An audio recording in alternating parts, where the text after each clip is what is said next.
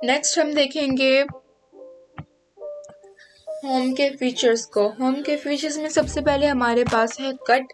अगर हम किसी वर्ड या किसी लाइन को कट करना चाहें तो वो हम यहाँ से कर सकते हैं। हम इसे यहाँ से भी कट कर सकते हैं।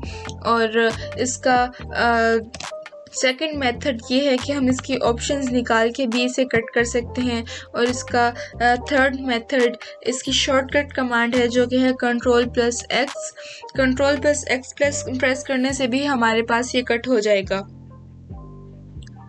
और उसके बाद हमारे पास फीचर्स है कॉपी का। अगर हम किसी वर्ड या किसी लाइन को कॉपी करना चाहें तो वो यहाँ से कर सकते हैं। इसका भी सेकंड मेथड यहीं से आता है। इसके ऑप्शंस निकाल के हम यहाँ से इसे कॉपी कर सकते हैं। थर्ड मेथड इसका भी शॉर्टकट कमांड है जो कि है Ctrl+C। Ctrl+C से भी हमारे पास ये कॉपी हो जाएगा। उसके बाद वही कॉपी किया हुआ वर्ड या लाइन अगर हम नीचे पेस्ट करना चाहें तो उसकी शॉर्टकट कमांड है Ctrl+V। और उसके बाद है हमारे पास फॉर्मेट पेंटर। अगर हम इसको सिलेक्ट करके इसको थोड़ा सा इंक्रीज कर दें इसके साइज को, और इधर से हम इधर